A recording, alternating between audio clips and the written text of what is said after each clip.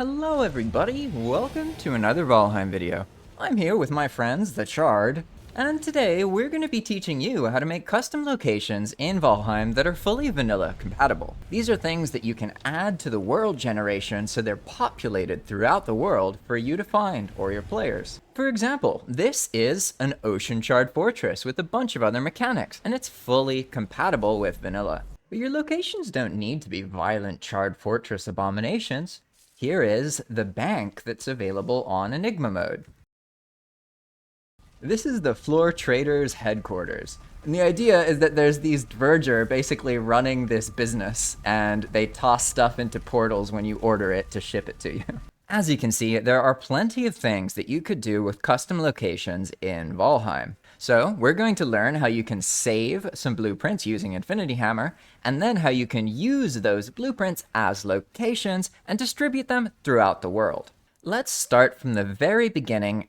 We're going to need a masterpiece, so let's get to it. Oh no, the masterpiece's construction was interrupted. There we go, here we have our masterpiece. You can do pretty much whatever you want here, but it's going to be easier if you don't have any terrain changes. So try and keep your locations flat, okay? First, we need to make our blueprint. So how dare they? Oof, can't be having. There we go, our masterpiece is fixed. Making the blueprint is very easy. All you need to do is have Infinity Hammer. It's another Yara mod if you haven't used it before. And it adds a bunch of functionality to your hammer. And what we're going to use is this area pipette thing. You'll see that it allows you to make a bigger or smaller area, right? So just make an area big enough to get your whole masterpiece in one go and click. Now you're going to see that the masterpiece is sort of selected by your tool as if it's a build object, all right? But don't get too hasty because we haven't saved our masterpiece yet. Oh no, he's back! Oof. There's a command to save the blueprint, and it's hammer_save, and then you're going to type the name of the blueprint. In our case, it's masterpiece. After that, there's one important field called the center, and this is going to be what determines where the center place of the blueprint is. I'm going to use the workbench in this case, so you just type the prefab name, piece workbench. And now we can just save it like that. And you can double check to make sure your center point works properly. As you can see here, this is great. No reason not to use the workbench in this case. So now we've actually made the blueprint file, but that alone isn't enough. What we need to do now is go into our expand locations YAML so that we can add this masterpiece to the world generation. After you launch expand world data for the first time, you'll get this expand world folder, and then within that, you'll be able to find expand locations. Your expand locations YAML will look something like this. It'll be a load of different entries here, and if you look very closely, you'll see that it basically starts with this prefab dash, and then it has a name, and then it's got all of this stuff. But don't worry about it. I know that looks like a lot, but it's not. Don't worry. It's fine. It's going to be great. We're going to get through it. Those entries are what tell the Valheim world generation what to do. So if you put an entry there, it's going to alter world generation. And we made a blueprint of our masterpiece, and it's called Masterpiece. So why don't we start with that? We'll just do something very simple. We're going to copy the first one that shows up, which is the stone circle prefab here. And I'm going to isolate it there just so we know what it is. Labeling things is important. You'll make less mistakes that way. And now all we need to do is change the prefab to the name of the blueprint. We're going to get rid of all of these minimums and maximums.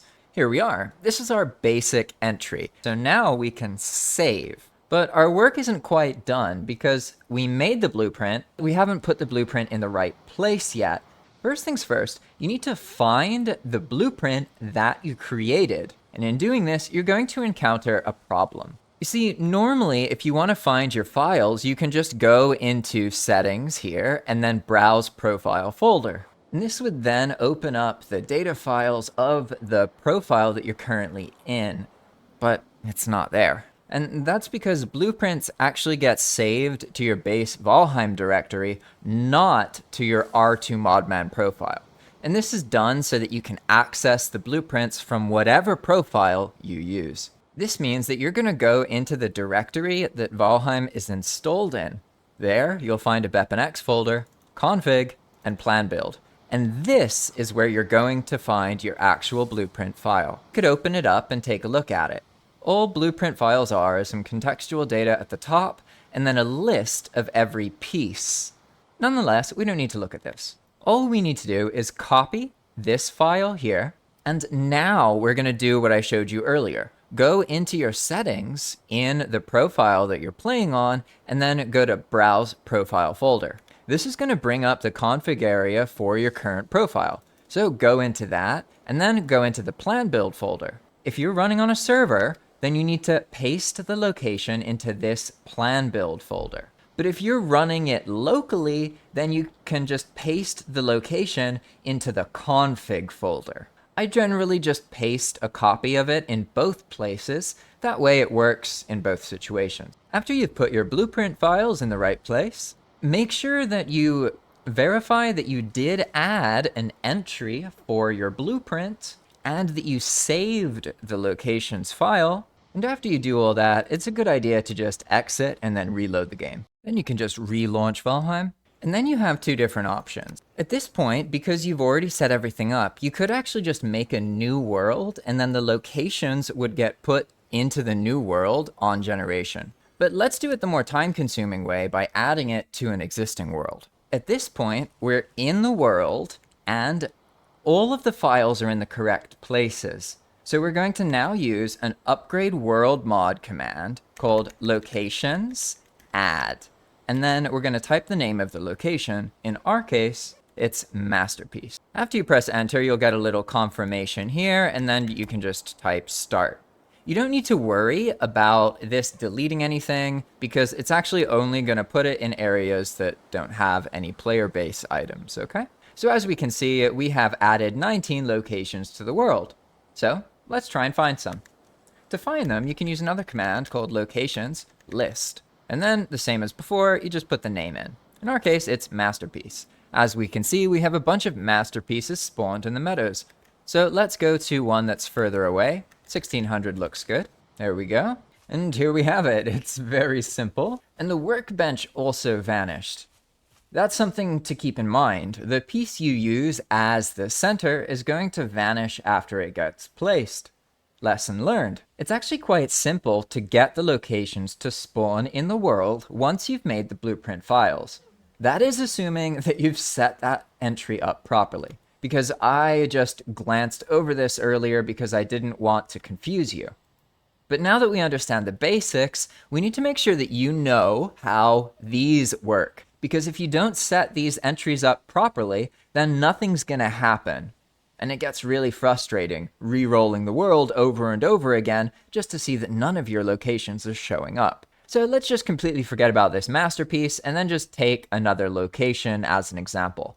I'm going to use Goblin Camp 2 because it's one of my favorites and I remember what most of the fields are. This is the vanilla entry for Goblin Camp 2 for the most part. I think I actually reduced this number, so in vanilla it's more. And then you won't have this group thing here. You don't need to worry about that. That's just something for Enigma. No sweat. What we're going to focus on are the basic parameters, all right? These parameters are how you control how many of these locations end up in the world and what circumstance they show up in. The most important one is quantity and prioritized. If you want to make sure something shows up, you need to put prioritized in. And then there's this quantity. Quantity 100 doesn't mean there's going to be 100 locations. It means it will try to find 100 locations. It will place up to 100 locations. It's a maximum, all right? The reality is the other things will bottleneck that maximum. And that's why when I do a locations list, I get far less than 100 results. The next thing to keep in mind is the biome. This is going to limit the place that it shows up in. As you can see, vanilla Valheim only puts the goblin camps in the plains. But if you wanted, you could do this and then say Black Forest. This would make it look for spots in the Black Forest in addition to the plains. But I don't want to do that. I'm going to move on to some of the basic parameters. There's actually far more than I can cover in just one video, so for now we're going to keep it simple. There's this minimum altitude parameter here, and this determines the number of meters above sea level, which is y30. If you want to find your location, you can just type POS, and then you'll see I'm currently at 1601, 3462, 56. So this is actually 26 meters above sea level. For this spot, to get a location, this number would need to be at least 26, but better with something like 24. You want to give it a little bit more room just in case. Next, we have this minimum distance number here, which is always going to be something between 0 and 1. Something like 0.2, 0.3, 0.1. This number refers to the distance to the end of the world. You can think of it as the center is 0, and the very extreme edge of the world is 1.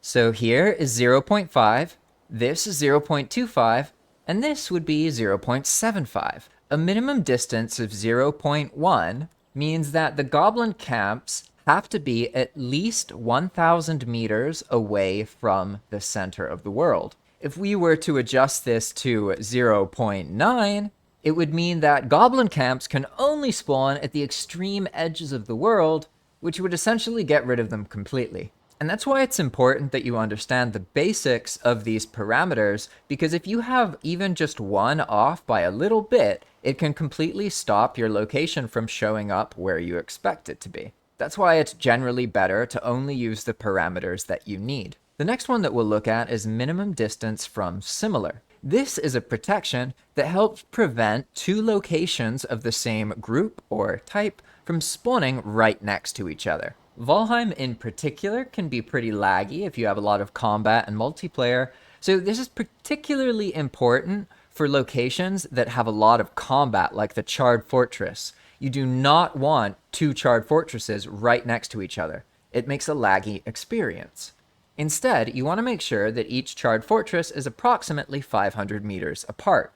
That way, it's in its own loaded zone, not conflicting with another Charred Fortress nearby. You can do the same kind of thing with goblin camps. If I remember right, the default in vanilla is something like 252.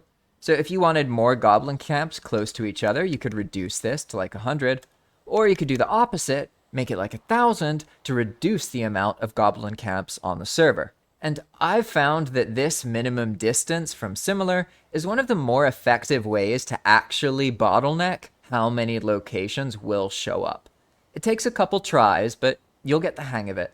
Now, there are a couple more, but I'm going to skip over the terrain delta for now. All I'll tell you is that this and a few other parameters allow Valheim to look at the terrain, figure out how many trees there are, that sort of thing, and decide if it's eligible based on that. But we're just going to skip over that now. It's too complicated for the scope of this video. What we do care about is clear area and exterior radius. As you see here, the spawning of this hut produced a clearing that removed all objects and trees nearby. That's handled by this clear area true and this exterior radius. If you don't use clear area true, then your location may just spawn inside of a tree or a rock or something like that. And then this exterior radius is the number of meters that will be cleared from the center of your location. It's pretty simple once you get the hang of it. There's only one thing you need to know about this clear radius, and that's that it can't really function higher than 32. And there's some slight exceptions to this, but for the most part, these commands won't be able to delete something into a second zone. They have to focus on one zone at a time. This means that if you go over that zone border, that area won't get completely deleted. It's something that you might need to know about later, but for now, you're probably fine. If you just want to get some blueprints into the world, then really, this is all you need to know. There's a lot more to this, but this is a great point to get started. Just focus on making sure that it is prioritized, it's in the correct biome that you want, and you probably don't want the terrain delta like that. And keep playing around with it. You'll get it to be exactly as you want. It just takes a couple iterations. Now you know the basics of making a blueprint, adding it to the world, and making entries that adjust where it shows up in the world. But there's a couple more things that you need to understand, otherwise you're going to get very confused when you try and do this yourself. The first thing to understand is that these entries are ran from top to bottom, and it's possible to run out of space to place things in. This means that if you put your custom entry at the end of the document after lots of things have been placed, it might not get placed as much as you'd like. Or conversely, it could get placed in too many places because you put it too early in the document. This is especially true when you're using minimum distance from similar and grouping locations together. But aside from that, there's a few other things you'll need to know about. How rude. But aside from that, you need to know when location generation happens. And that's what I showed you earlier. Location generation will occur when you first create a new world, or when you launch a world for the first time after a new major update, such as Call to Arms or Ashlands or Mistlands, or if you run that locations add command that we showed earlier. All of these things are going to add the custom locations out of that locations YAML, provided you have the necessary mods for it, which in this case is Infinity Hammer, to make your blueprints, expand world data to influence world generation, and upgrade world so that you can add those blueprints if you need to. That's really all there is to it.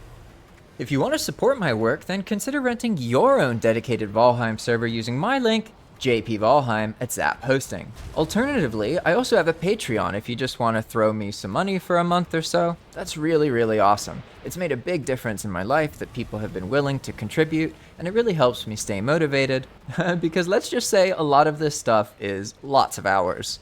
And if you're interested in this sort of thing, I actually have some options for you. You could try out Enigma Mode yourself in single player, or invite your friends in multiplayer, or even put it on your own server. You could also You could also join us on Path of Magic, a public free-to-play server that I host, which has the Enigma files running on it. I'm actually going to be starting a new playthrough on a new character here pretty soon to showcase how Enigma works. That'll be a regular live stream series that I start in the next week or two, so stay tuned if you're into that. Alternatively, you could just like this video or any other video about Valheim, and then YouTube's gonna dish out that content to you. Thanks for watching, and I'll see you in the next video. Bye-bye!